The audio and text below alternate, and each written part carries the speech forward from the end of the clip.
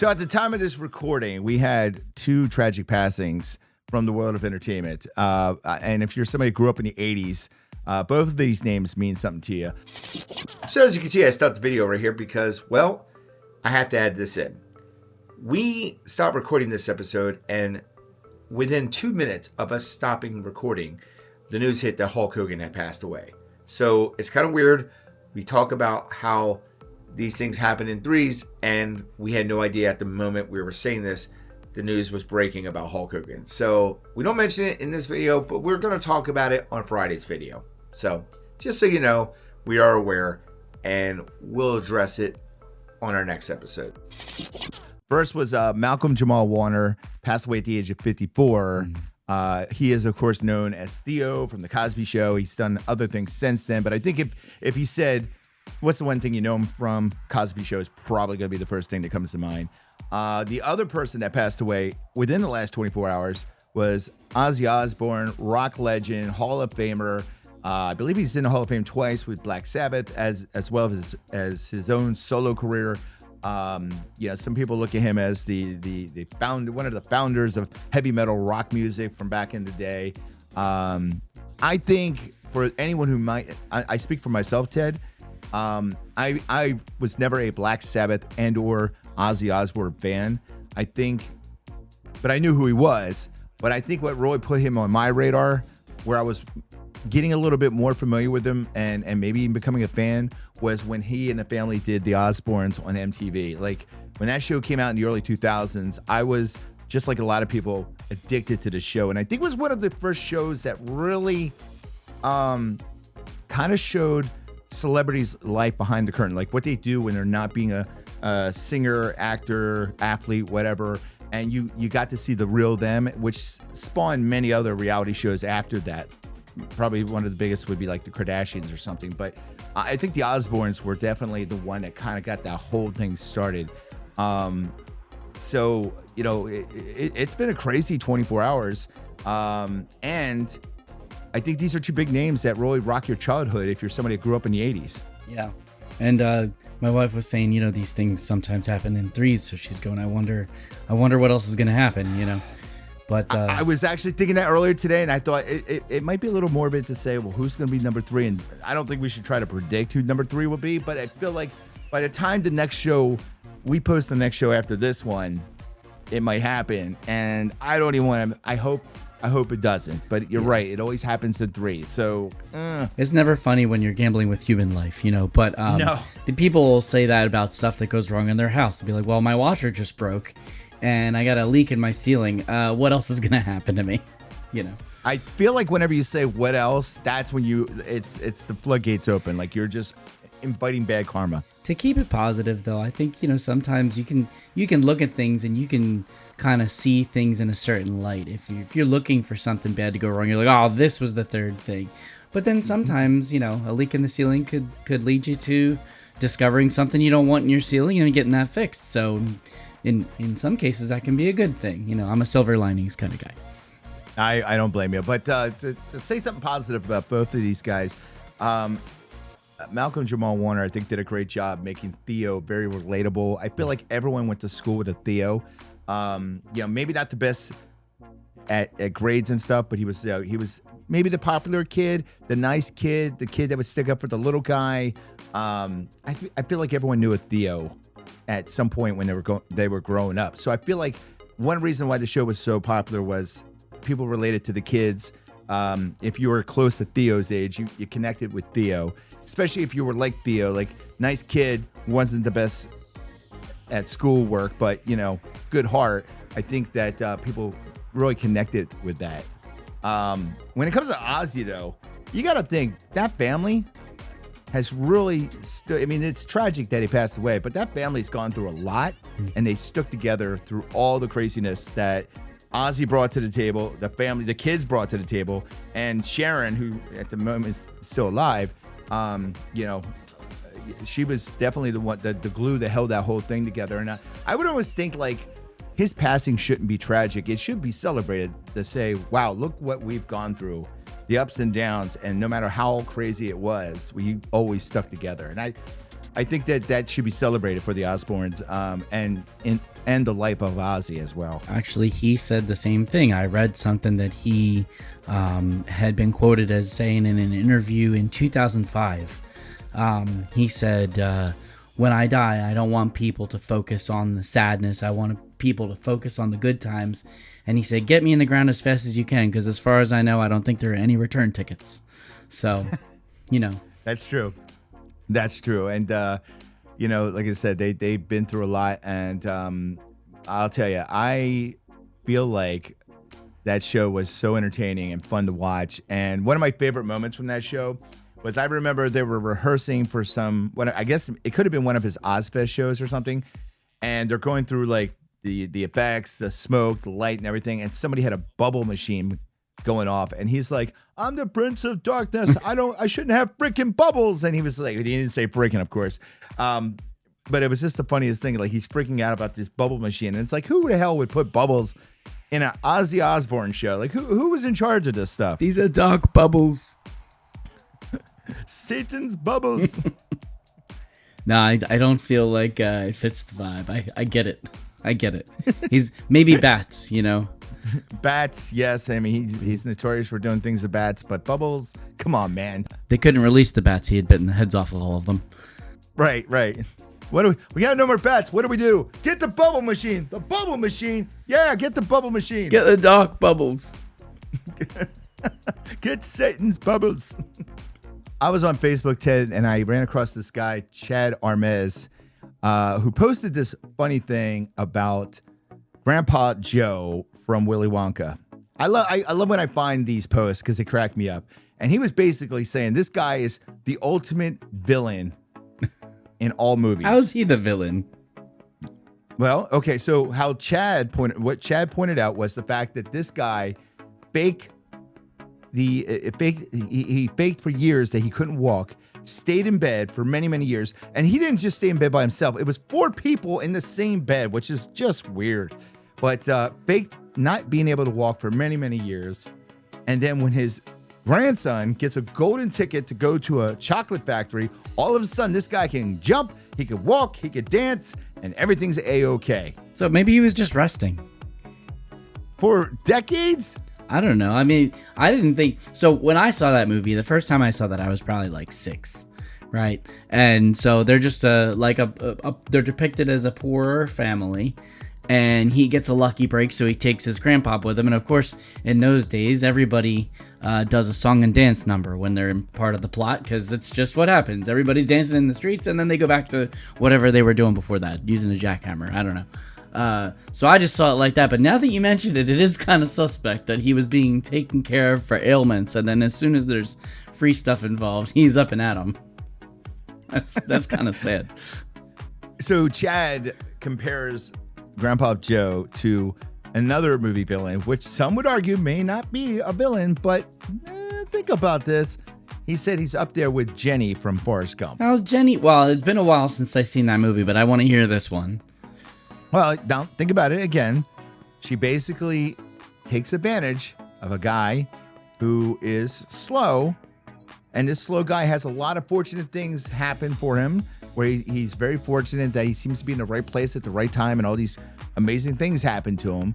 And she always just happens to be there to take advantage of it, and at the end, she finds out she's really sick. She ends up marrying him, and they have a kid together, and she passes away, and she knows that her rich one-time boyfriend is going to take care of the baby that she had with him. I mean, okay, I can see the argument. Okay, wait. So Jenny is the Jafar of Forrest Gump. The Jafar of Forrest Gump? What are you talking about? You're saying she's the villain. It was You got Aladdin, the up and coming hero, and the guy who's trying to take advantage of the whole situation and become an evil overlord. So Jenny is the villain of Forrest Gump. She did all that on purpose. No. See, Jafar had a plan. Jenny's just an opportunist. Like, she's like, oh man, my bank account's running a little low. Let me tap into old Forrest and maybe see if I can stay with him for a little bit. Maybe get knocked up. Okay. So Jenny's really more maybe like a guy like Grandpa Joe. Okay, all right. You said villain, the villain of the piece, and I'm like, I don't know about that. I don't know if Forrest Gump has a villain. It's kind of like Jenny's the villain, and so is Grandpa Joe, an opportunist taking advantage of our hero, our down, what was the kid's name? Charlie Bucket. Little Charlie had nothing, gets a golden ticket, and here comes Grandpa Joe to latch on to Charlie's good fortune, and Jenny latches on to Forrest's good fortune. Villain. That's villainous activity. Which, if you didn't already have enough going wrong for you, your last name's Bucket. I mean, I feel for that kid. Right. I had this random thought. I don't know why. This crossed my mind. And I've never actually watched the show, so I don't know why this crossed my mind. The only thing I could think of is it was mentioned one time on Family Guy, and in my brain, I fell down this rabbit hole of other people, other characters and shows that this happened to. I remember in Family Guy, they made a joke about how on Happy Days, the show started with 3 kids. The Cunninghams had 3 children. They had Chuck, Richie, and Joni. Now, like I said, I was very little when that show came out, so I have very little I have almost no memories of it, other than the Fonz was like the main character of the show kind of thing, right? But I remember Family Guy mentioning that Chuck goes upstairs and is never seen again. And and apparently, so I did a little research on this. So the older brother, Chuck, was part of all season 1. And at some point during season 2, he disappears, and then the show carries on, and they never mention it again. When the show ends, they act like the Cunninghams only had 2 kids. They never mention the older brother Chuck again. So they used to do that a lot in like the 80s and 90s, and then like with the advent of the internet, there was a lot of people checking your continuity that you didn't used to get in the 80s and 90s. And so they would completely replace cast members and not say anything about it. Like, this one's George, and his name's still George. He looked completely different. We're not going to mention that. I loved it on Boy Meets World for the first, like, I think it was season and a half or so. The little sister was played by one actress, and then she was absent for like a half a season. And then the second or whatever season she came back through, it was a different actress, and she comes downstairs from her room, and the main character acknowledges her and goes, "Wow, you like grew up really fast. You've been gone for a while." And she was like, "I was really bad." I remember in the Fresh Prince of Bel-Air, when they swapped out Aunt Viv, it was the same thing. I think when the first actress stopped playing the role, her character was pregnant.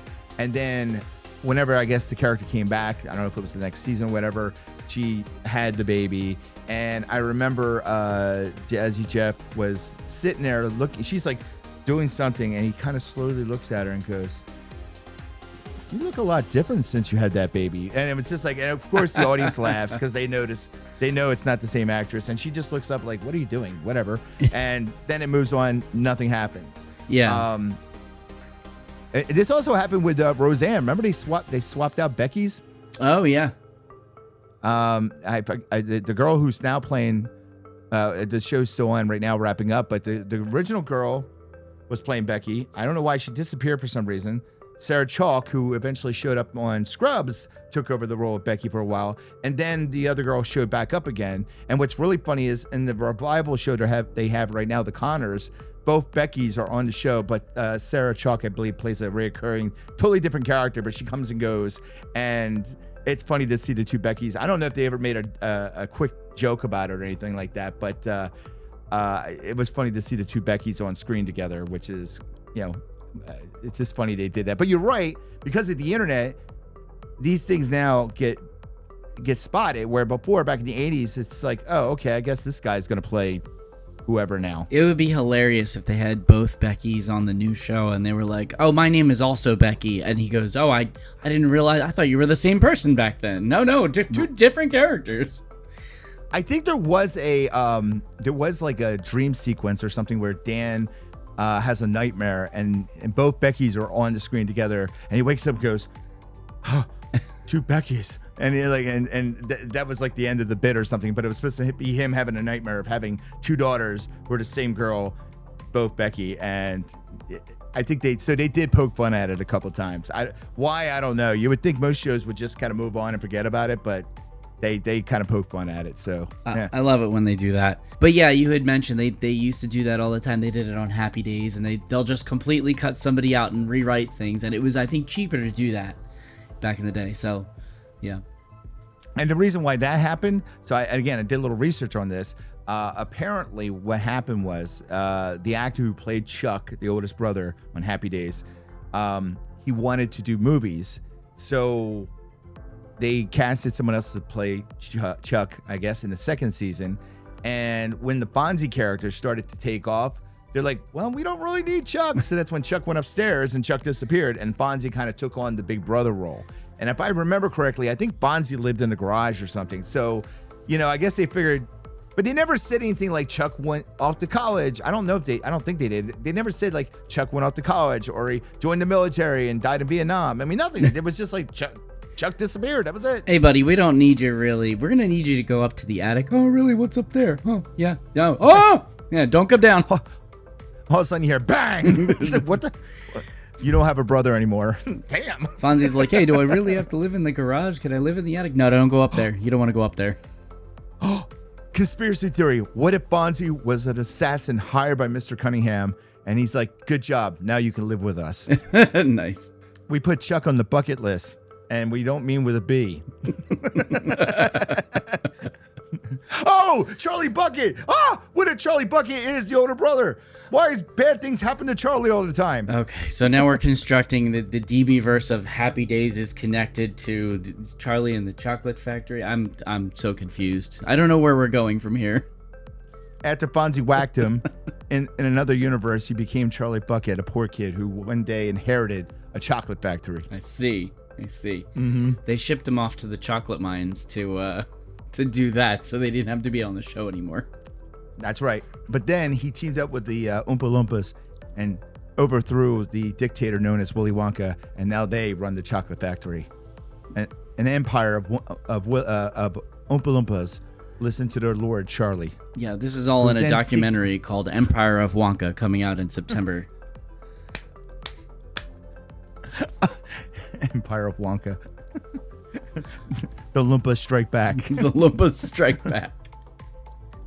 Attack of the Loompas. The Oompa Loompas. You do what I say or you get a lump on your head. Get it? All right.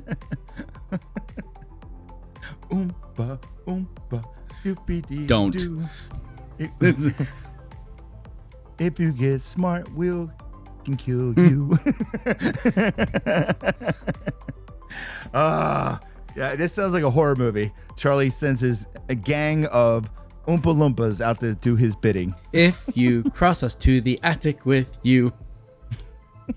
Oompa, Oompa, Oompa, doopy-dee-doo. Man, that's where you hear him get clubbed over the head. Damn. Wow. They did the remake with Johnny Depp, and it was like a little skewed. If I'm not mistaken, it's Tim Burton. And so it's, sharp angles and a little bit of that dark, skew, but I mean, we could go straight up horror film with this. Oh, absolutely. I kind of feel like what was it called? Was it called Willy Wonka? I think it was called Willy Wonka and the Chocolate Factory, right? That version? As opposed to Charlie and Chocolate Factory. Yeah, I forget which one was which. But I'm pretty sure it was Willy Wonka instead of Charlie and Chocolate. It was called Willy Wonka and the Chocolate Factory. But you're right. It almost had a goth feel, but that's Tim Burton. That's all Tim Burton stuff. His stuff always has that Beetlejuice kind of feel to it. So it is what it is. Hey, speaking of horror, do you know who loves Tim Burton stuff? My wife. She loves Tim Burton and his stuff. And you were telling me a couple days ago that your wife Stephanie and her cousin Tiffany are considering starting their own podcast to talk about their favorite horror movies, which I think is cool. I love it. Support it completely. I hope I hope it happens for them because that'd be fun. However, I got a little problem with this, Ted, that I need to address. All right. We always say what Stephanie looks like. We always talk about how she's like this big, strong, buff, tattoos all over her arms, did some prison time, take no crap kind of broad. she does a podcast, she'll be on camera. People will see her, and that kind of discredits all the stuff we've said about her. It's gonna deflate the construct you've made of the woman who knows how to carve a shiv out of macaroni and cheese and will stab me if I say the wrong word. Right. Yeah. Like, we have for years have constructed this narrative that she is a very large woman who you're afraid of, who has threatened your life several times. And the fact that we continue doing a podcast together is amazing, because at some point this podcast is going to get you killed because your wife is so mean and tough. The reality is Stephanie's a sweetheart. She's just the nicest person on the planet. She's the complete opposite of everything we say. And if she does a podcast, everything we've said goes right out the window. Don't get me wrong, she is built and she could knock my head off with a fist. Like, that's still true. I'm just saying she's nicer than we make her. Yeah, right. But she does take boxing classes. So, I mean, I wouldn't box her. Right. I mean, she might be nice, but if I had to go three minutes with her in the ring, I'm getting my face knocked off. I can tell you right now. Yeah.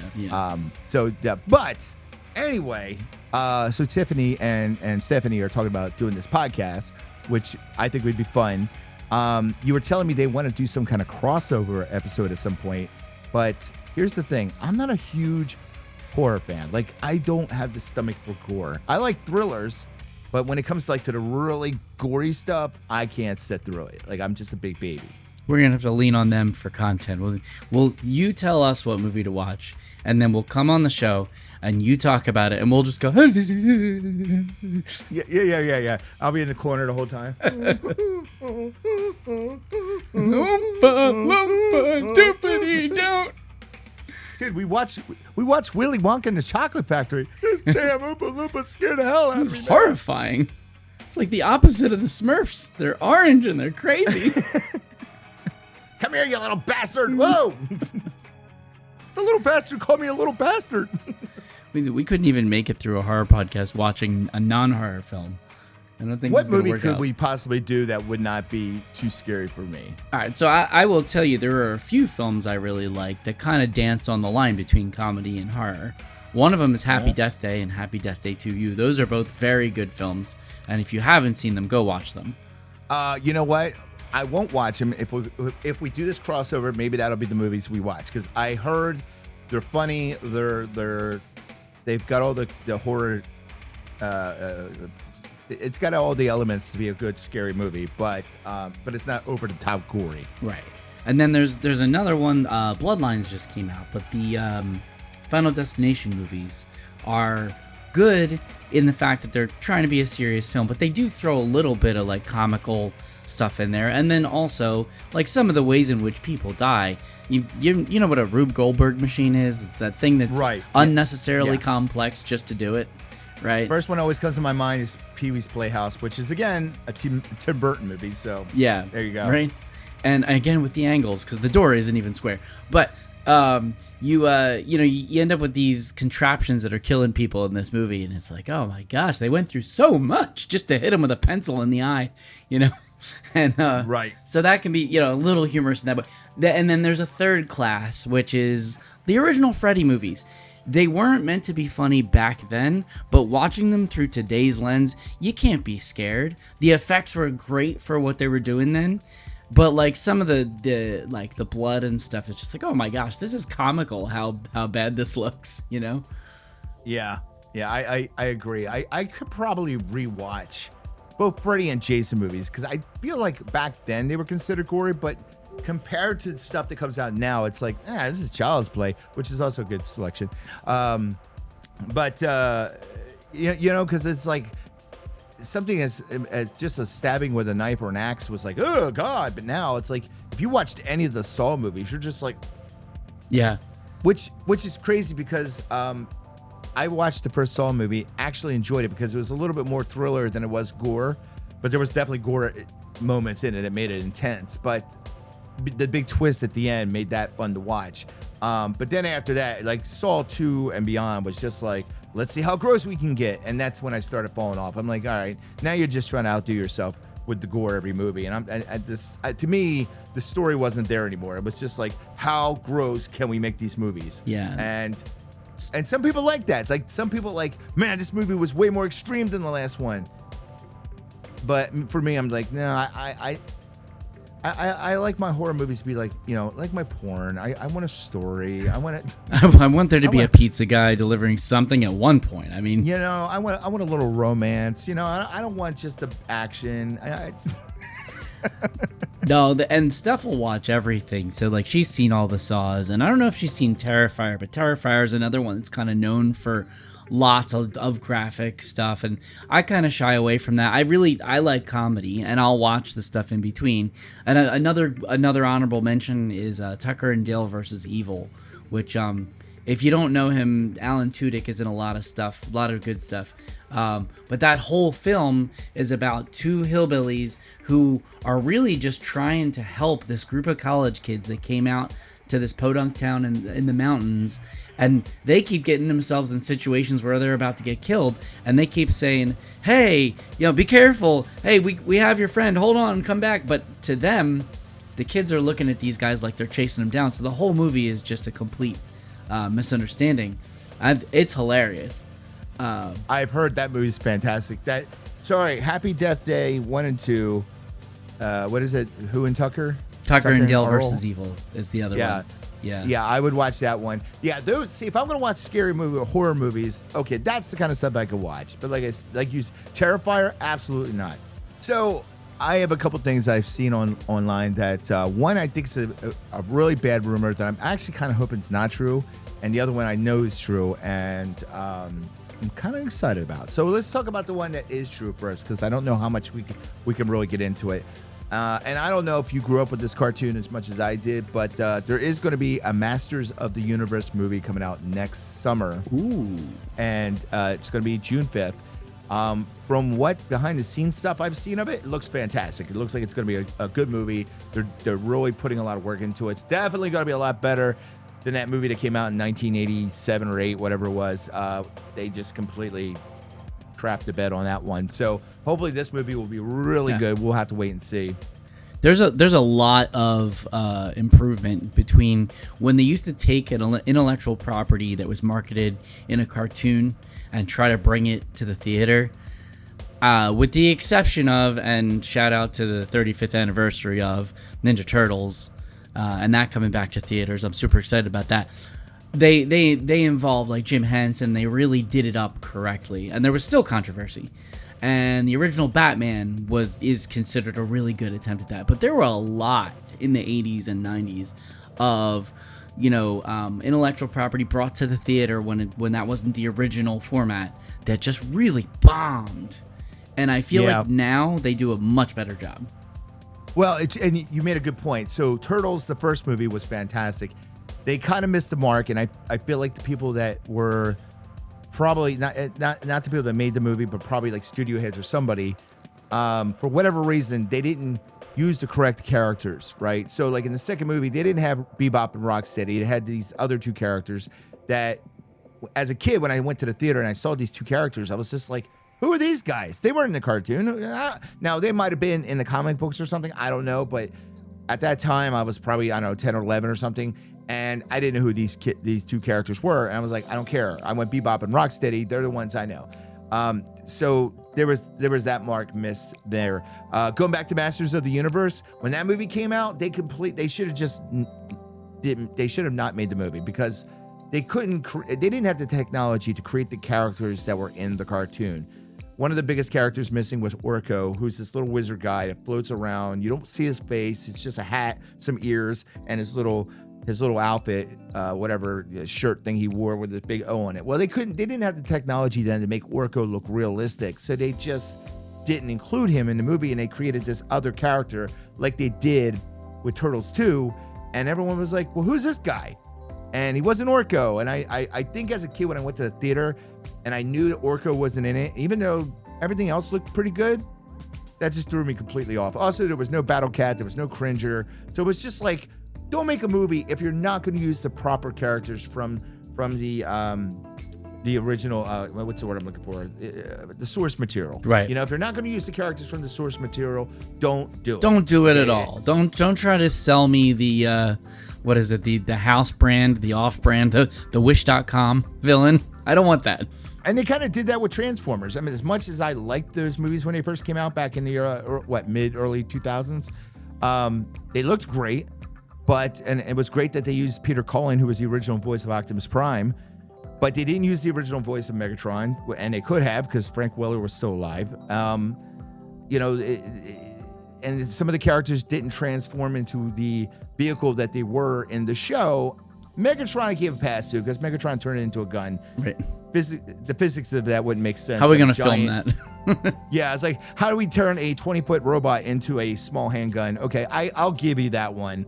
But you still could have used the original Megatron voice. That would have made everyone happy. So there's a huge plot hole there, by the way. It's like, okay, so now I transform, and Optimus just grabs him and says, "So what are you gonna do?" He points him the other way, and he's like, "Well, I guess nothing." You got me, Prime. This is why we can't win. This is why Starscream was always trying to take control. He's like, look, I turn into a jet. I can fly around, blow crap up. He turns into a gun. A human could use him. A human could put him in a drawer, and he's useless. How's this guy in charge of the Decepticons? It makes no sense. Starscream, you're a jet now. Pull the trigger. I can't. I don't have any hands anymore. Starscream, I'm in a drawer again. The damn humans put me away. Come get me. Optimus found the lock, and he turned it and took the key. What do we do? Starscream, they put me inside a gun safe. Damn it. He would transform back into a robot, but he'd be hunched over in the safe. How did that guy become the leader? Like, what did he say in the meeting that convinced everybody else? You know what? I think that's a good idea. I think he should lead. Yeah, like they're all sitting around a big table and they're like, "Hey, I turn into a tank. Hey, I turn into a fighter jet. I turn into a cassette tape player." Sit down, Soundwave. Sit down. Yeah. Nobody's afraid of a cassette tape. In 30 years, no one's even gonna know what you are. In 30 years. We had one guy that was a record, but he got scratched, and there was really no way to fix that, so we just let him be. Yeah, and now he has to stutter when the record scratches. Right. He's like, the bots. Yeah, he can't say roll out anymore, so he's just stuck as a record. Sit down, Scratch. We got this. His name's Scratch. Scratch. Now his name's Skip. So Skip. Sit down, Skippy. We got this. There was I can't think of any off the top of my head, but there was a few, both the bad guys and good guys, turned into things that were like completely useless. Like the one, I forgot what I want to say Receptor was his name, but it was like there was 3 of them that turned into a camera, and it's like, oh no, they could take our picture. Hold on, where's the guy who turns into a tripod? Dang it! He's trying to get Megatron out of the gun safe. He is. Hold on, boss. I got you. That's funny because I was gonna make a joke when you're saying they turn into useless stuff. It's like, I turn into a truck. I turn into a jet. I am a paper clip. We don't need that guy, but now we do because he's got a big lock on the desk, or we can't get to the gun. Where's Clippy? He's hanging out with Skippy. They're the most useless Decepticons, and now we need them, and they're nowhere to be found. Damn it! Clippy and Skip. Clippy's always hanging out with Skippy. Skippy's a ne'er-do-well, and he takes Clippy with him. But the mascot for Windows 95, the help file guy, his name was Clippy. Yeah. This is deep DB and Ted lore. You never knew Clippy is a transformer. He was out of work. He's like, hey, you know what? I'm good with computers. I can kind of show you what things do. What else am I gonna do? What else am I gonna do? Decepticons don't ever need me, so I'll just go over here and show you where your Word document is. This is Transformers. Where are they now? Skippy became like a wedding DJ, and Clippy got a job at Microsoft. And Megatron's still stuck in that damn gun safe. Yeah, stuck in a desk somewhere, doing commercials for Wayfair and Walmart online. Which one? Because you see a lot of old actors, celebrities now doing those reverse mortgage commercials. Which one of the Transformers would be the one doing those commercials? Would it be Optimus? Would it be Bumblebee? Would it be Soundwave? Let's see here. Reverse mortgages. You have Bumblebee from the movie. I think he's got a good handle on the housing market. Hi, I'm Bumblebee. You might remember me from such shows as Transformers and movies like Transformers, Transformers Dark of the Moon, Transformers Revenge of the Fallen, and others. The fact that you can rattle all those titles off is impressive. I'm a Transformers fan, unfortunately, and I've seen quite a few of them for sure. So yeah. Have you seen that there are these like $1,000 like 1/20th scale toys that will actually transform in front of you from the car into a stand-up robot? I've seen them, and this is why I can never be a millionaire, because I would own all that kind of stuff for sure. This is why we can't have nice things. Sherry wants a new jacuzzi put in. You have 5 robots. Honey, I can't get you a jacuzzi, but watch this. Optimus Prime, roll out. I'm leaving you now. The twist is, oh, that actually is kind of cool. Okay. In no universe I will ever see that happen, for sure. So, well, since you brought her up, let's talk Sherry for a second, can we? Sure. All right. So we mentioned in our last show that Sherry and I are engaged. Very excited. Congratulations. And the planning has begun. Thank you. The planning has begun with the wedding. So this weekend we're gonna sit down and start. I think this is part of phase 1, and that is putting together a guest list. We talked about this on the last show, how you got things like the seating arrangement and who's going to make the cut, who won't get the cut. Obviously, Grandpa Joe not coming, Jenny not coming. Forget them, people. They're just opportunists that are only there for the steak. Forget them. They're not coming to the wedding. I mean, maybe invite Charlie, because he does have the Empire now, so he will bring a nice gift. It might be made of chocolate, but he'll bring one. You can't invite Charlie. He'll bring his 50 to 60 Oompa Loompas with him, man. I don't have that much seating. They don't for eat all much. those Oompa Loompas. They don't eat much. They might actually be the waitstaff. So, ooh, honey, our waitstaff looks pretty weird. I know they work for cheap. Don't say no more. I don't want to complain to the venue, but the waitstaff is being short with me.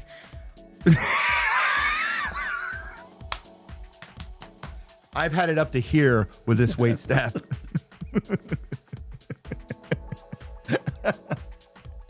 So, you know what's cute though? And tell me if Stephanie did this.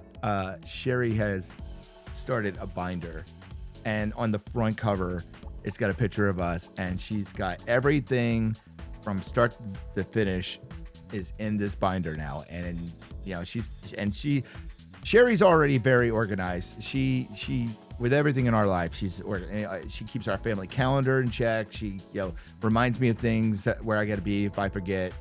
She reminds me, hey, we got to buy a birthday gift for so-and-so. It's so-and-so's anniversary. Don't forget your mom, and your mom's birthday's coming up on Saturday. I mean, she's everything. She's the brains behind this operation for sure. Yeah. So she's got this very cute organizer, and she's been building on it now since we got engaged last week. Did Stephanie have one of these? No, so I don't think she had a physical one. She had detailed and full files. She's definitely the organizationalist of the group. She is a wizard in Excel. So I'm sure that she had some sort of spreadsheet that contained everything. And we live in New Jersey, so when I tried to turn that spreadsheet with the addresses into invitations, it stripped the leading 0 off of all of the zip codes because it's Excel. So we had to do some magic there. But everything else, she had very detailed files. Everything's just digital.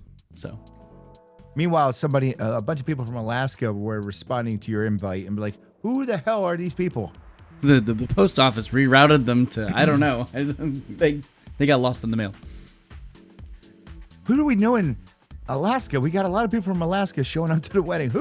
What part of the family is this? Who are these people? One of them made it to the North Pole. I got a response from a polar bear. Yeah, so we're in the planning stages right now, and it's fun. We're trying to figure out who makes the cut for the seating arrangement or for the guest list, and that's tough because you think about it. Somebody's gonna not make the cut, and then somebody's feelings get hurt. And I'm you not get a coming, phone am call I? or text. No, you will be there. And that was actually going to be the next part of this conversation that we were going to get to, but you jumped the gun. No, I'm kidding. I read the show notes. No, I didn't know that was coming. Clearly, you didn't read the show notes because you would have known that was coming next. Read the damn show notes, Ted. The AI worked really hard putting the show notes together. The AI worked really hard on that. Yeah, we had to talk about that. Remind me to talk about that after we wrap this up. But Okay. yeah. So, where was I going? Of course, you're going to be there because I don't think we said this publicly. You're going to be the best man. You're going to be the best man for this thing. I am? Oh. You are. I got to start planning. and listen, I had a lot of good choices, but my thought was that you and I talk a lot because of the show. I feel like in the last 5 years, has it been 5 years? I think it's been 5 years. In the last 5 years, we talk a lot. You really know what's going on. You know about my ups and downs with everything since I've been here, and us doing the show together. It just made sense to me that you be the best man. Also, because I know when it comes to fun stuff, you are the guy you want to play quarterback with things like surprise parties, and I'm sure the bachelor party is going to be fun. And yeah. Also, I have to give you a heads up, okay? Because this happened a couple nights ago, and I need you to be at your best because Sherry's daughter, Brittany, is going to be her maid of honor, and she's sharp as a tack. She's already preparing to roast me rotten. Oh, no. When she does her speech. So I need you to be on top of your game and outperform her with your best man speech, okay? Because like you're going up, this is a head-to-head matchup. It's you and Brittany. Like I want to treat this like a rap battle, okay? Like it's gonna be you versus her, and that's gonna be a tough battle. So I just want you to know, like you're kind of old, she's kind of young. You know, I'm just saying. And you guys are from two different generations, so this is gonna be a showdown. No pressure. Don't let me down. I got this. I got you. No worries. The one thing, though, if she's going to roast you, I got to out-roast you. You can't roast the bride. You get kicked out of the wedding for that. So and possibly killed. Yeah. Taken up to the attic. Which, by the way, have you met Sherry? She's built. She can knock your head off, and she knows how to make a shiv out of macaroni and cheese. So who do you think would win a fight, your wife or mine? No, I'm just kidding. Don't answer that. My dad's stronger than your dad. Yeah, that's what I was thinking. Like, my dad can beat your dad. Now it's my wife can beat your wife. Tickets will be sold at presented by DB and Ted. Wife-a-mania. Who will survive? Wife-a-mania. Oh, that's great. No, I was thinking about that. I was thinking maybe you should float this idea past Sherry and she would see what she thinks. But this is a DB and Ted event, right? The wedding? You can do the wedding of DB Nice presented by DB and Ted. See what she thinks of that. We could put it behind the paywall, $50 if you want to see it. Sure. Yeah. It would help us pay for the honeymoon and the house. Nothing wrong with this idea. How could this go wrong? Nothing goes wrong. Nothing could possibly go wrong. I'll pitch this to Sherry and see what she says. In fact, I'm not going to pitch it. This is going to be one of those tests to see if she actually watches the show. So we're not going to mention to her. Let's see if she says, I watched the show, by the way. First of all, I would beat Stephanie. No, she wouldn't say that. Neither one of them would say, I would kick her ass. Again, this is me and Ted just, We're riffing. Ripping and blowing something up that would never ever happen, and or it's not true. Don't listen to us. Don't fact check us. Why are you still watching? I don't understand. But I got one better. What we should do is don't tell her. It's already a good idea. Have it be a surprise for the wedding. Why are all these camera people here? Ta-da! We're about to pay off the house right now. Anyway, Are they live streaming? They are. Anyway, you were about to say I do? No? What? Oh. No. Where are you going? Come back. Yes. Boy, she's fast. Oompa Loompas, get her. Look, I can see, all you can see is their little heads like running across. Just their heads like going across. Don't worry, boss, we'll get her. Let's get the bride! Oompa Loompa Doompity died. Hurry up, we gotta catch the bride. She is fast, but there's plenty of us. Hurry up, but she's jumping on a bus. Where are you going? Come back here, girl. I didn't realize she had her CDL. Boy, her foot is totally floored. We may never see her anymore. Oh, crap. You know what I just realized? Whoa, we just had an ADHD moment. I just totally realized. We're not even going to touch on this. Remember I said there's one thing I know that definitely is happening, and then one I hope is not happening when we were talking about, and again, this is one of those things, if you watch the show, you'll realize we will get off track so fast and forget things. And I know somebody watching will be like, wait a minute. They said there was two things. He only mentioned one. So we mentioned the one thing we know that is going to happen is He-Man, the movie. That's happening. Right. The one thing I saw online that I hope is not true, and I'm pretty sure it's not, because a lot of the actors involved said they wouldn't do it. But I'm seeing a lot of stuff online that's trying to make you believe it is happening. They're talking about rebooting Home Improvement. Oh, I hadn't seen that. Yeah, so apparently, and I think this is a fake picture. There's a tweet by Richard Karn, who played Al. But I think this is a Photoshop picture. I don't think this is real. And it said, first day of shooting, the show is going to be amazing. And I'm thinking to myself, I don't think this is. I'm pretty sure this thing ain't happening because I can't think of her name. But the chick that played the Jill. mom was like, yeah, Jill. She was flat out said no way. Yeah. And one of the sons has had a bunch of legal problems. Jonathan Taylor Thomas or whatever, I don't think he's got any interest. And the other kid, the youngest one, I'm pretty sure he hasn't done any acting since. So I just don't see it happening. And if it does, it'd be a complete miracle. Yeah, and I don't know. You said this is Richard Karn's account. Does it have one of those little check marks next to it saying that they're certified? It does, but I mean, come on, man. Anyone with Photoshop can make that work. You know what I mean? Going back to what I was mentioning earlier about AI, I was joking about that a little earlier, and I said I wanted to bring this up. You know, I could be very anal about little details with this show when I'm editing it and putting it together, but I purposely sometimes will let little mistakes happen, especially if the AI is involved. And if you watch this show since we started doing it, you know, we do like the cartoon cutaways when we're talking about something. We'll say, oh, that's like, it's kind of like we joke and say it's kind of our Family Guy thing. You know, when, Family Guy does that. Oh, it's like the time I blah, blah, blah, and they do a cutaway. For us, when we're saying something silly, we have the cartoons make the image of what we're saying come to life. So I won't know until I edit this. I'm sure we probably did it a few times already in this episode.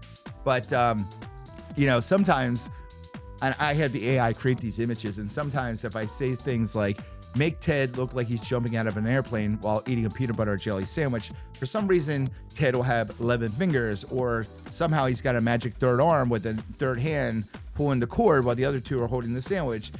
Sometimes the AI does stupid, dumb things like that. And, you know, I think it's funny. And I invite anyone watching the show to call out the AI mistakes in the comment section, because I could just stress myself out to get these pictures to be perfect, or I could just leave them alone and let you guys have a field day pointing out the mistakes. Like in our last episode, when Ted's walking out of the most dangerous bar in America, I don't know if you noticed, but like the people outside the bar are like Oompa Loompa size, while the guys at the door are normal size. And it's like, at first I was like, I gotta fix that. But then I was like, screw it. Yeah, let the people in the comment section have a field day. Yeah, it catches your eye a little bit. I thought that was hilarious. It said most dangerous bar in the world, bar. And I was like, oh, that's great. Like, that's the name of it. The word bar is in the name. And then it's also a bar. Which is another stupid thing that AI does sometimes. Like it'll just put a redundant word in something like that. And you're just like, why would it do that? That doesn't make any sense. But I loved it. I loved it. Right. So that's why I leave those things. It's like, okay, have a field day calling us out on that, because I'm not going to stress myself out trying to get the AI to do a perfect picture. Most of the time, it's pretty spot on. Sometimes, not so much. You know where else I pointed that out to you in the past is I couldn't believe we made it all the way through talking about horror films and comedy without mentioning Sal in the shower. The guy who's got the hockey mask and the Hawaiian shirt. He's got a knife and a coconut. He's ready to party, but he's serious about it.